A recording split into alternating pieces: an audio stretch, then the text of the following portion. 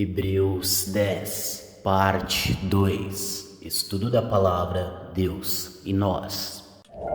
Nós estamos no capítulo 10 de Hebreus e agora nós vamos para o versículo 14. 14. Porque por meio de um único sacrifício ele aperfeiçoou para sempre o que estão sendo santificados. Nós já lemos aqui. Então, em Hebreus 12, 23 e 24. Hebreus 12, veja, eu estou no Hebreus 10, eu vou ler aqui Hebreus 12, 23 e 24. Mas vocês chegaram ao Monte Sião. Veja, não é ao Monte Sinai, aquele que tremia, que nenhum animal podia se aproximar. É o Monte Sião. A Jerusalém celestial. Isso que o apóstolo Paulo fala lá em Gálatas. Existe a Jerusalém terrena e a celestial. A cidade do Deus vivo. A cidade do Deus vivo. Veja, não é uma cidade morta. Não é uma cidade de um Deus morto. Ele está vivo. Viu? Ele está vivo, muito vivo. Chegaram aos milhares de anjos em alegre reunião. Ai, como eu amo isso. Em alegre reunião. Não é batizado em suco de limão. É alegre reunião. Milhares e milhares de anjos. Seres celestiais, espirituais, perfeitos e alegres na presença de Deus. Isso é maravilhoso. A igreja, craseado, por favor, a igreja, nós chegamos à igreja, veja, a igreja dos primogênitos, cujos nomes estão escritos nos céus. Vocês chegaram a Deus, juiz de todos os homens. O juiz de todos os homens é Deus. Lembra que Jesus disse aos fariseus, meu pai trabalha até agora, eu também trabalho. Porque Deus é juiz. Ele continuava julgando. Porque Satanás sempre se apresentava para acusar os irmãos. Acusar as pessoas. Sempre, constantemente. Por causa da lei. Por causa da lei. Quando não tinha lei, era sem lei. Com a lei, era com a lei. Mais um instrumento para aquele que conhece as coisas. E pode usar as coisas para bater, ao invés de resgatar. Vocês chegaram a Deus, o juiz de todos os homens. Todos os homens. Todos. Sem exceção. Aos espíritos dos justos aperfeiçoados. Por que aperfeiçoados? Porque recebemos o Espírito. Adão não tinha espírito. Adão era alma vivente. Todos os seres naturais são almas viventes. São seres viventes. São corpião. Nós estamos aperfeiçoados porque nós recebemos o Espírito. O ser eterno. O ser nascido de Deus. E nesse ser existe um selo. E esse selo é o Espírito Santo. Esse casamento que nos propiciará o casamento final, que é a noiva e Cristo. Quando nós chegarmos aos céus. Entende? Viu como existem coisas que estão consolidadas e coisas que se consolidarão? Para Deus todas essas coisas estão prontas. Porque Ele já fez. Mas isso é derramado sobre nós como chuva. Tudo a seu tempo. Aqui, debaixo do firmamento, existe uma coisa chamada tempo. Então, justos aperfeiçoados. A Jesus, mediador de uma nova... E chegamos a Jesus. Mediador de uma nova aliança. Eis que todas as coisas se fizeram novas. E aquilo que é velho ficou para trás. Deixem as coisas velhas para trás. Prossigam para o alvo que é Cristo. Cristo é o mediador dessa nova aliança. E é o sangue aspergido que fala melhor do que o sangue de Abel. Esse sangue aspergido que fala melhor que o sangue de Abel. Lembra que nós estudamos em Hebreus 9? Quando Jesus disse para Maria, não me toque. Subo para o meu Pai e o Pai de vocês, o meu Deus, o Deus de vocês. Ele estava ainda aspergido. Aquele tabernáculo que não foi feito por mãos humanas. Aquele santuário espiritual. Com o seu sangue e não o sangue de Abel. Porque existiam coisas que precisavam ser resolvidas desde a fundação do mundo.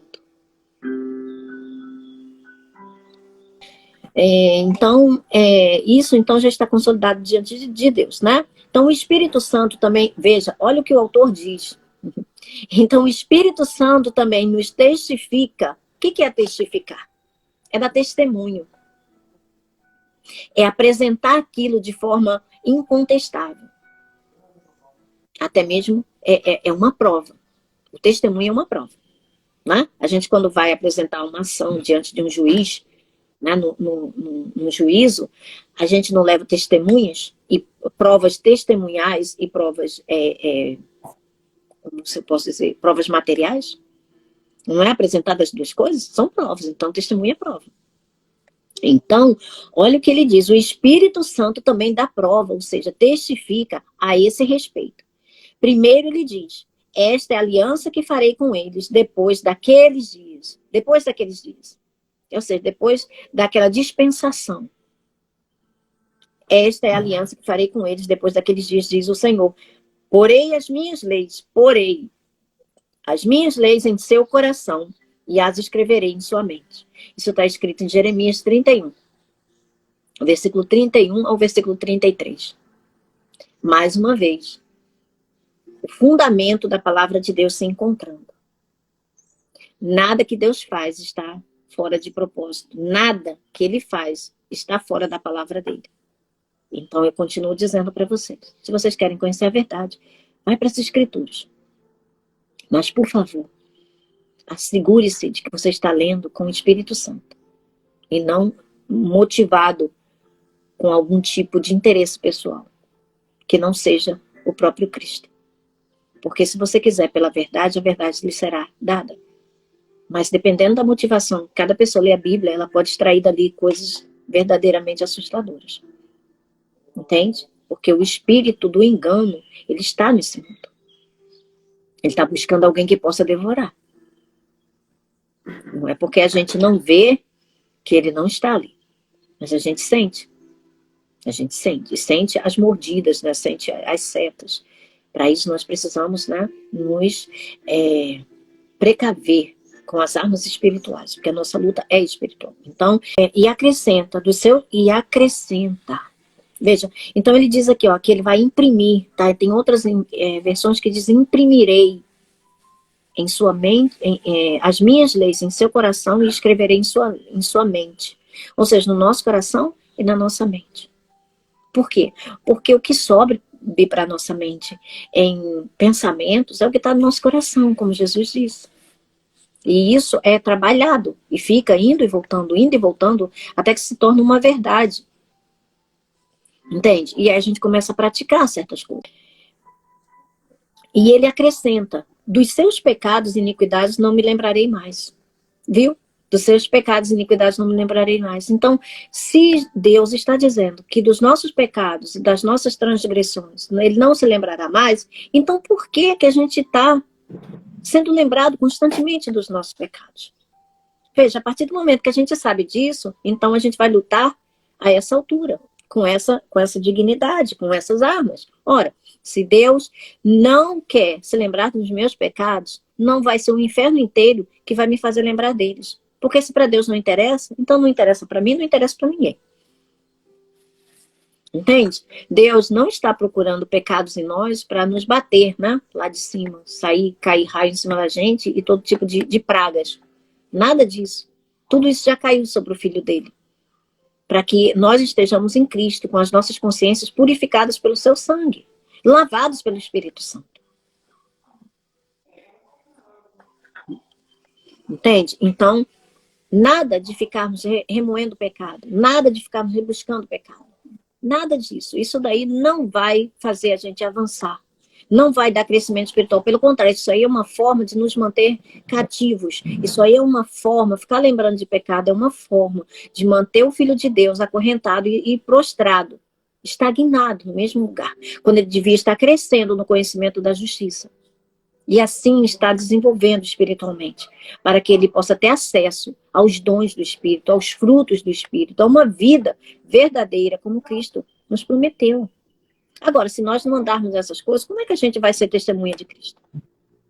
Por isso que nós insistimos aqui. O que nós estamos fazendo aqui, Johanna, e vocês, se estiveram ouvindo a gente, é exatamente fazendo com que, dando a vocês o alimento espiritual para que vocês possam resplandecer como filhos de Deus. Uma vez que o espírito de vocês esteja crescendo, espiritualmente falando, vocês estarão recebendo o poder para que a alma seja liberta dessas coisas que fazem guerra dentro de nós. E fora também. Porque problema todo mundo tem. Mas a forma como nós lidamos com esses problemas é que faz com que ou eles sejam extirpados ou eles se propaguem cada vez mais. Entende? Então, se nós tivermos poder em nós, nós agiremos como Cristo agiu, como os apóstolos agiram e como todos os filhos de Deus deveriam agir. Todo aquele que tiver fome e sede de justiça serão saciados. E crescerão para a glória de Deus. Poder vem junto com essas coisas. Não é separado. Isso é intimidade com o Pai. Isso é intimidade com Deus através do Espírito. Tá? Porque Deus é Espírito. Então, assim, para Deus, né? O pecado já está consolidado. Já está consumado. Ele não quer mais lembrar disso. Para Deus, esse é um caso encerrado. Sabe? Quando o juiz encerra um caso, ele protocola, assina e protocola, carimba, encerrado. Pois é. Foi isso que Deus fez. Agora é para que a gente viva pecando? Não. É para que a gente ande no conhecimento, avance no conhecimento da justiça. Para que os frutos possam ser produzidos e a nossa alma ande por esses frutos. Entende? Então, portanto, irmãos, temos, veja, portanto é o quê? Uma conclusão. Né? É uma conclusão. Portanto, irmãos, temos plena confiança para entrar no lugar santíssimo, ou seja, no Santo dos Santos. Pelo sangue de Jesus. O sangue de Jesus é disponível para nós. Por um novo e vivo caminho que ele nos abriu por meio do véu, isto é, do seu corpo. Então, quando Cristo morreu, quando ele entregou o Espírito e o fôlego de vida saiu dele ali na cruz, o véu se rasgou de cima a baixo, mostrando que Jesus tinha morrido. E o acesso ao Santo dos Santos estava liberado para todo aquele que cresce. Isso não foi instantâneo. E não é instantâneo, isso não é automático. Isso acontece quando a gente confessa Jesus como Senhor e Salvador da nossa vida. A gente crê no nosso coração e confessa com a nossa boca. Então nós somos salvos. A partir daí, a gente entra no processo do conhecimento da justiça. De quem somos em Deus. De quem Cristo nos tornou nele. De glória em glória sendo transformados mediante a imagem de Cristo. Através das Escrituras. Do conhecimento da graça do nosso Senhor Jesus Cristo. Entende? Então esse novo e vivo caminho foi aberto através do corpo de Cristo. Do derramamento do sangue dele, se comprovou que ele verdadeiramente morreu. Então 50 dias depois, o Espírito Santo pôde ser derramado sobre essa terra. E como que ele veio? Em coisas que pareciam como línguas de fogo. Para queimar esse veneno maldito da serpente. No falar. Coisas que trazem a morte. Para que nós agora pudéssemos falar palavras de vida. E vivermos desses frutos. Então, isso se pôde dar, esse testamento, esse novo testamento entrou em vigor em Pentecostes. Porque foi comprovada a morte do testamentário. Jesus verdadeiramente morreu em corpo físico, mas ele vive pelo Espírito. E nós vivemos porque ele vive em nós. Se ele não tivesse dado essa vida, nós ainda estaríamos mortos em transgressões e pecados. Ou seja, continuaríamos sendo corpo e alma. E para Deus, esses são mortos. Ainda que vivam biologicamente, para Deus estão mortos. Porque, como disse Tiago, o corpo sem espírito, ele está morto. E ele não está falando do corpo quando morre biologicamente. Ele está fazendo um joguinho de palavra. Que é onde Deus pega e mantém seus segredos de forma propositada. Então, ele diz, né? Temos, pois, um grande sacerdote. Ou seja, viu? O sumo sacerdote é um grande sacerdote. É o sacerdote supremo. Temos um grande sacerdote sobre a casa de Deus. Em Hebreus 3:6, olha quem ele fala o que é a casa de Deus. 3:6. Mas Cristo é fiel como filho sobre a casa de Deus. E essa casa somos nós. Se é que nos apegamos firmemente à confiança e à esperança da qual nos gloriamos. Então essa casa somos nós. Somos membros, muitos membros do corpo de Cristo. Essa é a casa que está sendo edificada, espiritualmente falando, porque Deus é espírito. Então, assim, aproximemo-nos de Deus com um coração sincero e com plena convicção. É com dúvida? Não, é plena convicção. Plena, total, completa certeza. Completa certeza. Apresentem-se, cheguem-se diante de Deus com um coração sincero e convicção de fé. Viu? Não é com dúvida, é com convicção de fé. Tendo os corações aspergidos para nos purificar de uma... Viu? Os corações aspergidos para nos purificar de uma consciência culpada. O que é que o apóstolo João diz? Que se o nosso coração nos condena, Cristo é maior do que ele. Ele é esse sumo sacerdote que nos representa ao lado do Pai e continuamente está ali para interceder por nós. Ele é maior que nós. Se o nosso coração nos condena, ei, olha, culpados para nos purificar de uma consciência culpada e os nossos corpos lavados com água pura. Água pura é água do Espírito. É o lavar do Espírito. Entende? Essas águas vivas, contínuas, jorrando continuamente, que nos lavam de dentro para fora. Não é um batismo de águas que lava apenas a sujeira do corpo. É de dentro para fora. É o corpo que vai sendo santificado pelo lavar regenerador do Espírito Santo, através da palavra de Deus. Veja, agora ele diz aqui, ó, consciência, viu? Isso tudo está onde? Na nossa consciência. Se nós não temos conhecimento dessas coisas, a gente não vai participar de nada disso. A gente vai viver na ignorância. Viu? Tudo é uma questão de consciência, ou seja, ter conhecimento da verdade. Jesus diz, conheçam a verdade e ela vos libertará. Sem o conhecimento da verdade, a gente vai continuar o quê? O contrário disso, gente, também é verdade. Jesus disse, conheçam a verdade e ela vos libertará. Não conheçam a verdade e vivam acorrentados. E vivam escravizados. Entende? Percebe os ensinamentos do nosso Senhor? Era isso que ele estava dizendo. Então, apeguemos-nos com firmeza, como uma âncora segura, firmeza, à esperança que professamos. A gente deve se apegar a essas coisas. Não deixar que as outras coisas que têm aparência, mas só aparência, mas não tem poder, que domine sobre a nossa vida. Porque se a gente não tiver apegado a essas coisas aqui que estão descritas na palavra de Deus, a gente vai ser só mais um. Vai ser só mais um a dizer que é filho de Deus e viver uma vida escravizado dos próprios desejos pecaminosos. Sem poder nenhum para vencer essas coisas. E aí as pessoas dizem que Deus não faz mais milagres hoje em dia, que Deus não tem mais poder, que Jesus Cristo não é o mesmo. Simplesmente porque a gente não conhece a verdade. Porque se a gente ficar condicionado apenas aí uma vez por semana na igreja, ouvindo aquelas coisas lá e não gastarmos tempo com o Espírito e com a palavra, a gente vai se tornar escravo de homens. Apeguemos-nos com firmeza à esperança que professamos. Ou seja, não adianta a gente ficar falando se a gente não está apegado a essa verdade. Entende? Com firmeza, ou seja, aqui está falando de um relacionamento. Não é só a gente ficar recitando os versículos da Bíblia de forma isolada, como se a gente fosse robôs, fazendo uma programação mental. Não, não é isso.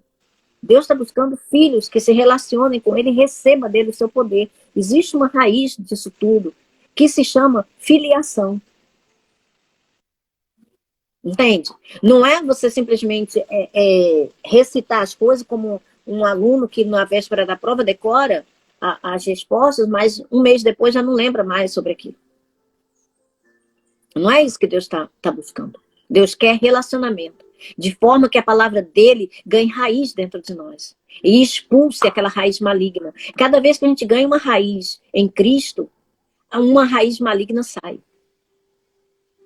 Porque elas não podem ficar uma em cima da outra. Entende? Quando você ganha uma raiz em Cristo, aquela raiz que estava ali naquele lugar, ela vai ter que dar lugar para a nova raiz, que vem da luz. Então a luz vai se propagando e as trevas vão se dissipando. É assim que vai acontecendo.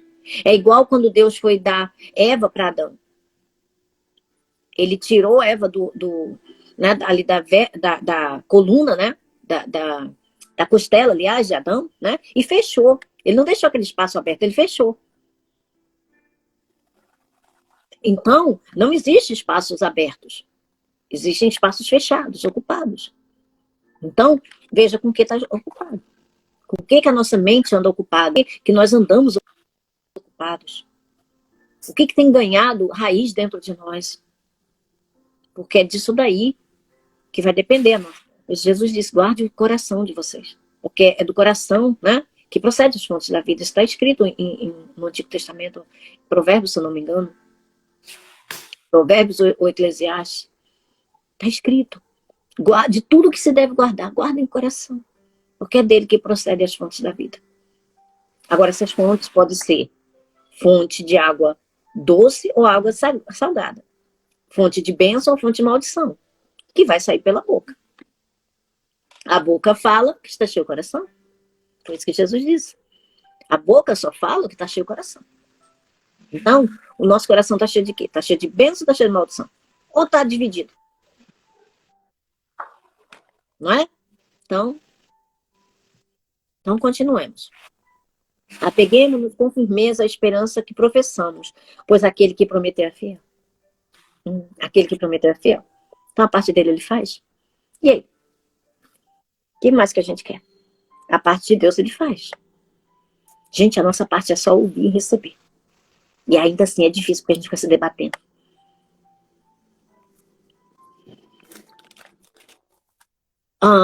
E consideremos uns aos outros para nos incentivarmos. Veja, consideremos uns aos outros para nos incentivar ao amor e às boas obras. Como está isso aí em você, Vini, na sua versão 24, versículo 24? Pensemos uns nos outros a fim de ajudarmos todos a terem mais amor e a fazerem o bem. E a fazerem o que? O bem? Como é que está aí na sua, filha? 24? 24? Pensemos em como motivar uns aos outros na prática do amor e das boas obras. Como motivarmos uns aos outros na prática do amor e das boas obras, viu? Colocar o amor em prática. E essas boas obras, lê, por favor, Vini, Efésios 2:10. Pois foi Deus quem nos fez o que somos agora, em nossa união com Cristo Jesus. Ele nos criou para que fizéssemos as boas obras que ele já havia preparado para nós. Você vê que ele está falando a mesma coisa? Vê que ele está falando a mesma coisa, só que de forma diferente? Ou seja, de antemão, Deus já havia planejado todas essas coisas em Cristo Jesus para que nós andássemos nela de forma perfeita. Por onde? Pelo amor. Porque o amor é o vínculo da perfeição. Não que sejamos perfeitos, mas o amor é. E se nós andamos pelo amor, então a gente vai conseguir fazer coisas extraordinárias. Porque o amor vai além. O amor vai além de tudo que é exigido. De tudo que se exige, o amor faz muito mais. Faz coisas que nós jamais imaginaríamos que faríamos. O amor faz. Motivado pelo amor, a gente faz. A motivação do amor é a coisa mais importante. É a maior força que há. E faz coisas que são, assim, extraordinárias. Vai além do que tudo que se pede. O amor vai além da necessidade. O amor, ele transborda. Então, são essas obras que estão descritas em Efésios 2:10, que ele está falando aqui. E nós conseguimos praticá-las através do amor. Entende? Não é através da força do ódio, não é através da força de vontade. Não, é através do amor. Então, ele continua. O amor, né, às boas obras, né? Ou seja, através do amor, ele nos estimula às boas obras. Você vê que é fruto? Pelo fruto a gente pratica. Não é o fazer para ter, é o receber para fazer. A gente recebe e aí a gente anda nelas. A gente pratica aquilo que a gente recebeu, como os exemplos que eu dei para você no WhatsApp. A gente recebe o fruto e aí, através desse fruto, a gente pratica. A gente recebe a dádiva de Deus e aí, através dessa dádiva, a gente coloca em prática. Entende? A gente está o quê? Praticando essas coisas. Não é querer fazer do nosso jeito.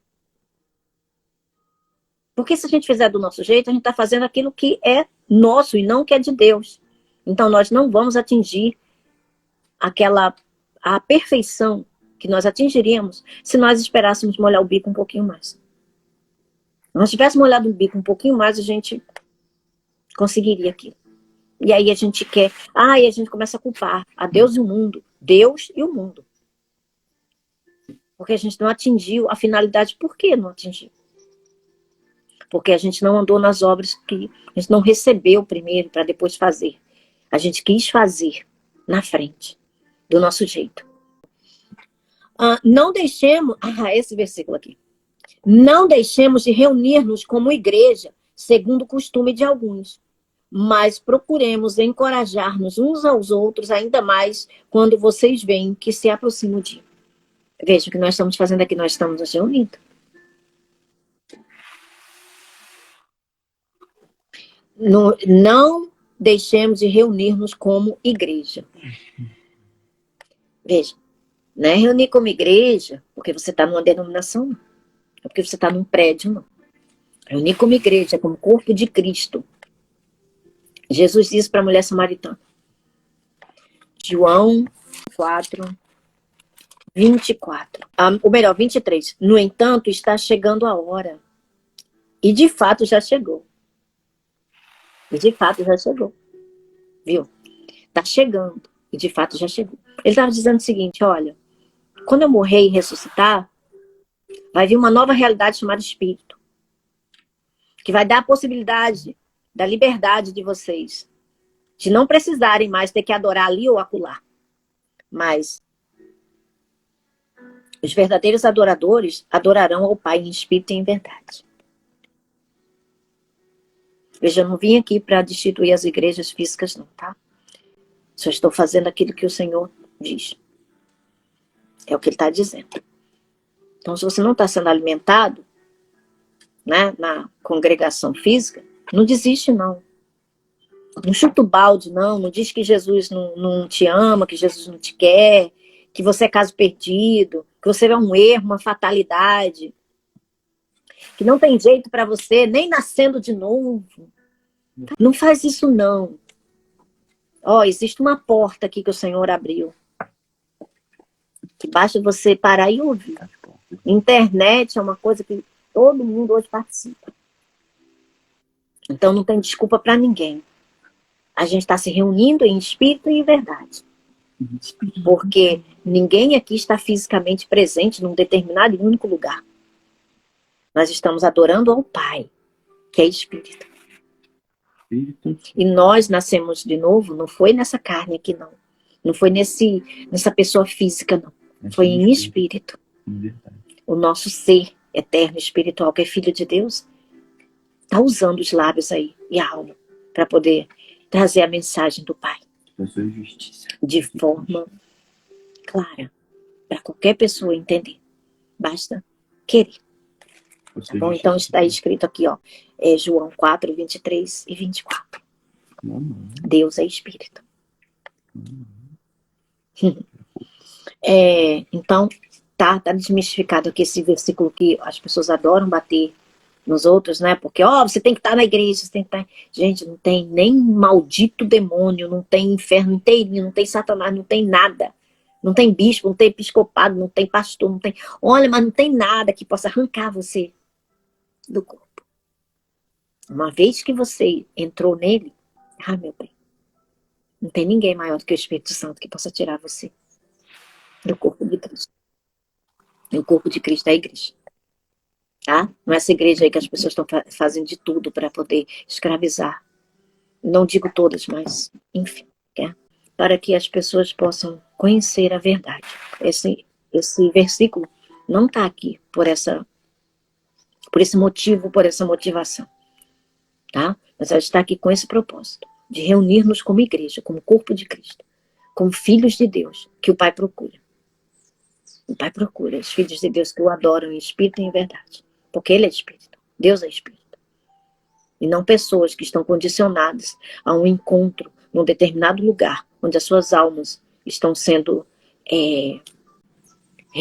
associadas para fazerem atividades das quais elas riem e elas choram, mas continuam praticando as mesmas e velhas coisas, como se ainda estivessem na sua antiga natureza e não na nova. E isso não traz poder para ninguém, e pelo contrário, a obra de Cristo está sendo esquecida, está sendo tornada a graça de Deus algo inútil, sem poder e em vão. E isso não é verdade. O Senhor não perdeu o poder dele. E nós vamos ver coisas extraordinárias acontecendo. Vamos. Vamos. Podem ter certeza disso.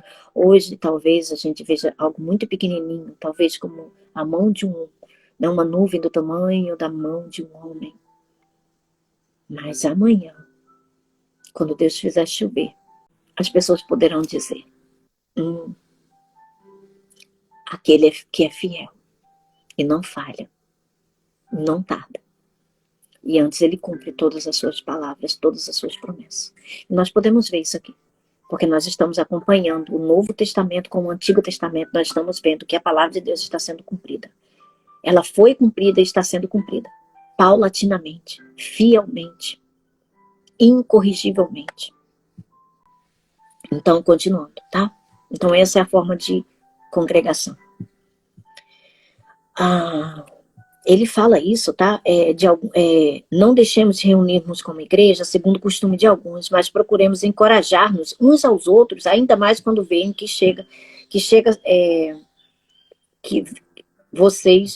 ainda mais quando vocês veem que se aproxima o dia. Por quê? Porque provavelmente o que deveria estar acontecendo aqui nessa época é que as pessoas vendo que receberam os dons do Espírito, elas passavam a se... Agora não preciso mais. Esse é um engano que o maligno também faz, ele usa de diversos enganos. Então agora eu não preciso mais congregar, agora eu não preciso mais me reunir aos outros santos, porque agora eu já atingi, então não preciso.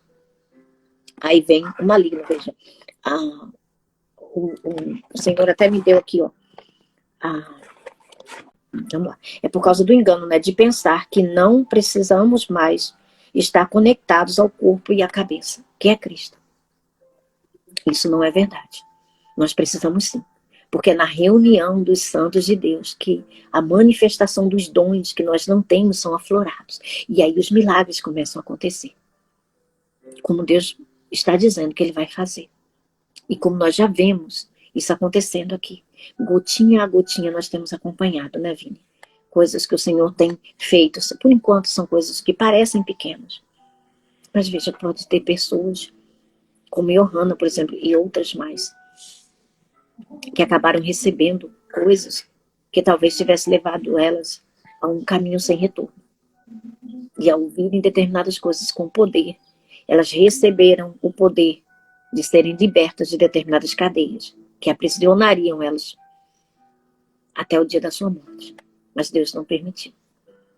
Então não devemos desprezar os pequenos começos, porque o Senhor tem prazer nessas coisas. Isso está escrito em Zacarias. Então vamos continuar. Se continuarmos a pecar deliberadamente, depois que recebemos o conhecimento da verdade, veja, receber o conhecimento da verdade, já não resta sacrifício pelos pecados. O que é isso? Pecar deliberadamente, depois de conhecermos a verdade. São pessoas, né, que julgam a graça de Deus como sendo algo fraco. E voltam para aquelas práticas do Antigo Testamento. As práticas, as convenções, como o apóstolo Paulo disse, as pessoas estão desconectadas da cabeça, que é Cristo. Ali em Colossenses, como nós lemos, quem prestou atenção e pôde absorver, é isso que o apóstolo Paulo está dizendo, que nós lemos ali em Colossenses 2. Essas pessoas que voltam para essas práticas, disso, daquilo outro, esses rudimentos, todas essas observações, olha só, vamos continuar aqui para a gente construir a coisa certa, entender certo? Vamos olhar o bico de verdade, né? Que às vezes né? Um texto fora do contexto é pretexto, não é não? Mas, olha só, vamos lá. Se continuarmos a pecar deliberadamente depois que recebemos o conhecimento da verdade, já não resta sacrifício pelos pecados, mas tão somente uma terrível expectativa de juízo de fogo intenso que consumirá os inimigos de Deus. Aí o Senhor me deu assim, olha. Por quê? É isso que Satanás faz. A expectativa do juízo causada pela condenação. Por quê? Pois Cristo não virá oferecer-se novamente. E se as pessoas rejeitam a essa oferta de Deus e voltam às práticas da lei, o que resta? A não ser a expectativa do juízo. Porque Cristo não vai voltar para ser sacrificado de novo. E se ele disse que Deus não se agradou de sacrifícios de animais, e, no entanto, preparou um corpo para ele oferecer como sacrifício pela propiciação de todos os pecados, o que as pessoas podem esperar mais que vem? Não vai vir, senão a expectativa do juízo. Porque Deus diz que está dito, né, que o homem só morre uma vez, não é isso? Uma vez. Está determinado, né? Que o homem só pode morrer uma vez. Então, assim, Cristo foi oferecido de uma única vez. Então, se a pessoa... Aí ele continua dizendo, olha, por quê? Porque Satanás traz a lei. Por quê? Veja, consumirá os inimigos de Deus. Quem rejeitava a lei de Moisés morria sem misericórdia, pelo depoimento de 2 ou 3 testemunhas. Pelo depoimento de 2 ou 3 testemunhas, as pessoas morriam sem misericórdia. Por quê? Ia contra a lei de Moisés. Quão mais severo castigo, julgam vocês, merece aquele que pisou aos pés o Filho de Deus?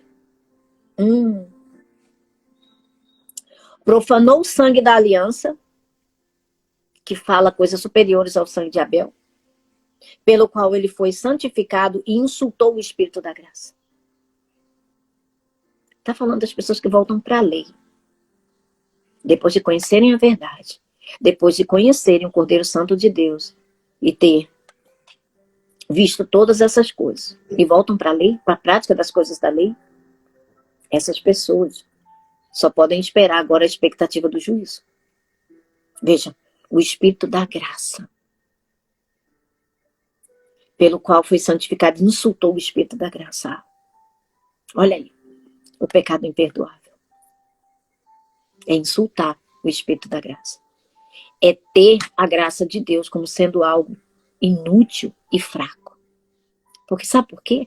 Quem opera pela graça é o Espírito Santo. É ele que atua em nós.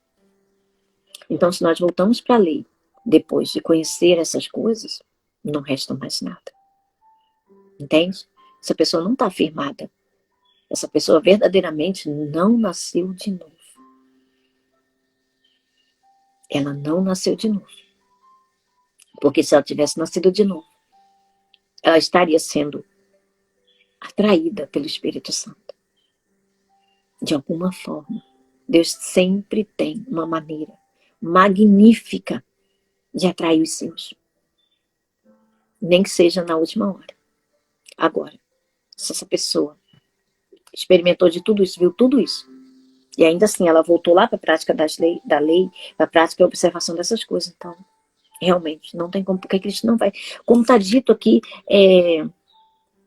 em Hebreus 6.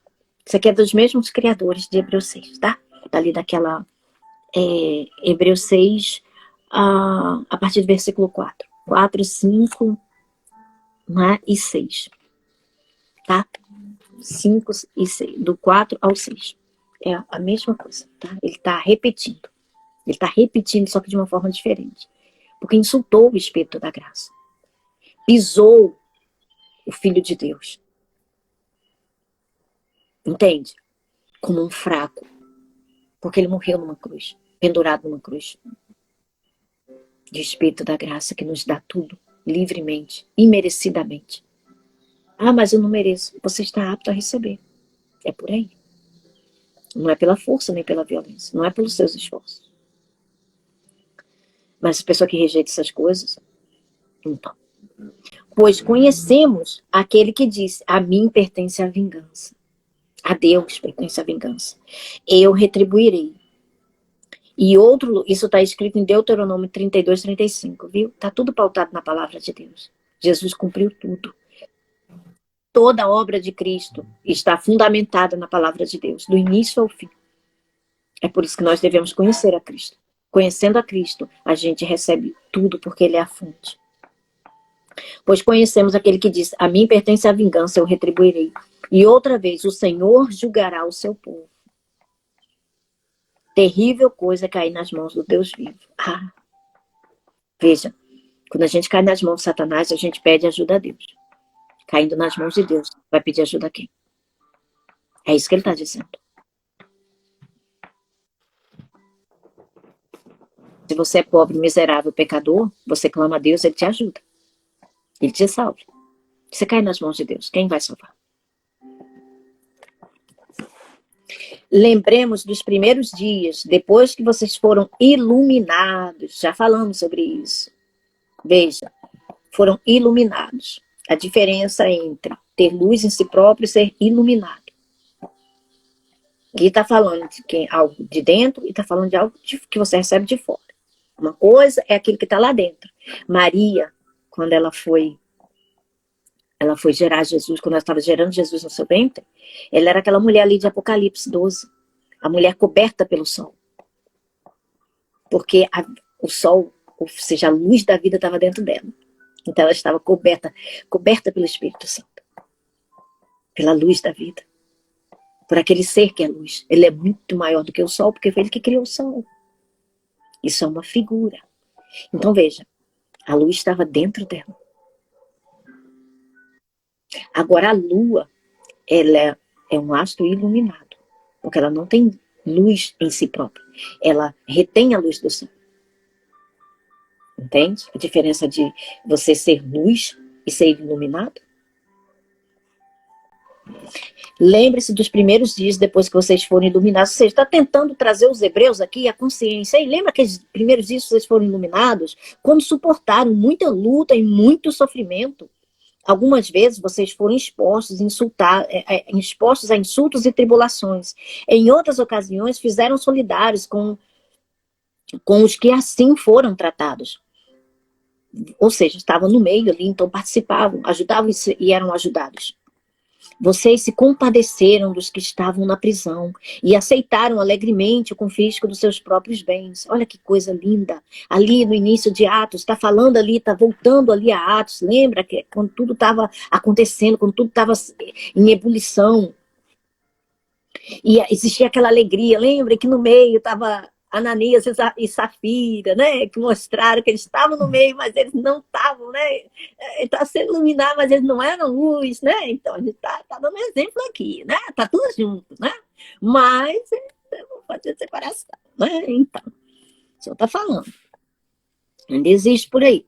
Pois sabiam que possuíam bens superiores e permanentes, que ninguém pode tirar. Bens superiores e permanentes. Não está falando de coisas físicas. Não está falando de bens materiais. Está falando de algo que o dinheiro do mundo inteiro não pode pagar, não pode comprar. Lembra daquele mago, Simas, que queria comprar os dons do Espírito? Ou você recebe ou você não recebe. Ou você tem ou você não tem. Agora, se vai ser manifesto em você, aí é uma questão de crescimento espiritual. É isso que nós estamos ensinando aqui dia após dia, né? Por isso, não abram mão da confiança que vocês têm. Ela será ricamente recompensada. Ela será ricamente recompensada. Vocês precisam perseverar. E se perseverar é crendo, tá? Continuar crendo, tá? Continuar investindo fé, crença, tá bom? Confiando, acreditando. De modo que quando tiverem feito a vontade de Deus, recebam o que Ele prometeu. Viu? Deus não esquece nenhum de nós. E Ele é fiel, Ele é verdadeiro.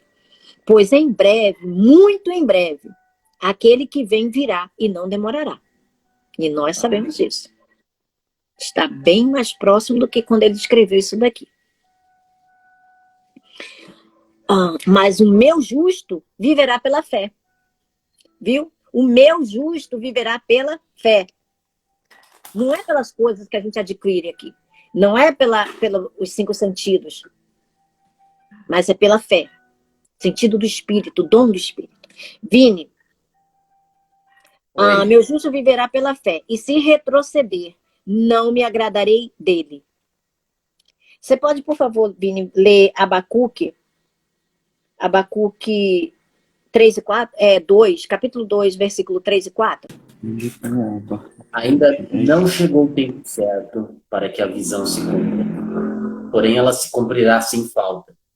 O tempo certo vai chegar logo. Portanto, espere ainda que pareça demorar. Pois a visão... Viu? Espere ainda que pareça demorado.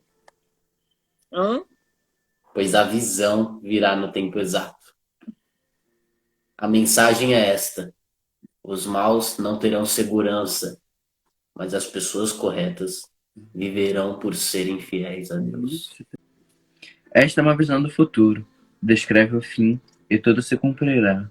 E tudo se cumprirá. Se parecer que demora a vir, espere com paciência, pois certamente acontecerá. Não se atrasará. Olhe para os arrogantes, os perversos, que em si mesmo confiam. O justo, porém, viverá por sua fidelidade a Deus. Aqui na Septuaginta fala que a versão dizem pela fé. Então veja, sua fidelidade é pela fé, seguindo pela fé. Não é por fidelidade de fazer coisa, é ser fiel em crer, é permanecer crendo, como tá toda a construção aqui do que nós já lemos está dizendo. Permaneçam firmes na fé, permaneçam crendo. Essa é a fidelidade. E veja, quem é que produz fidelidade em nós? Espírito Santo. O Espírito. Sim. O Espírito. O Espírito é que produz justiça. Os frutos da justiça. É o Espírito que produz os frutos da justiça.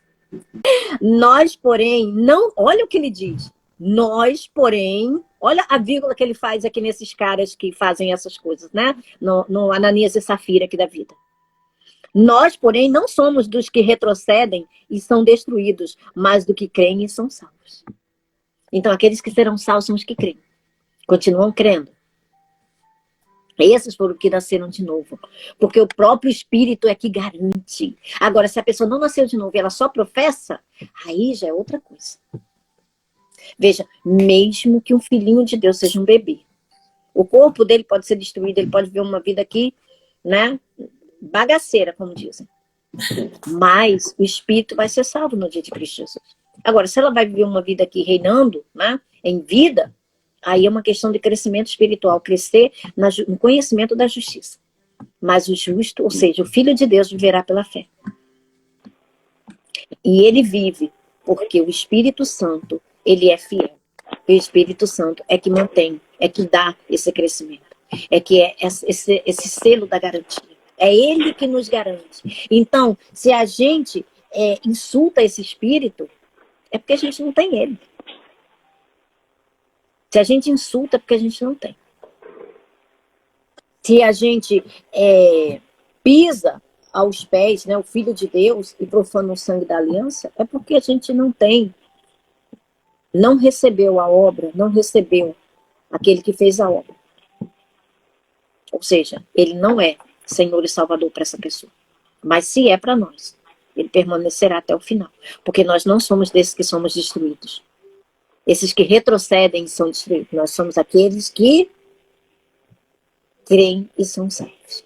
Amém.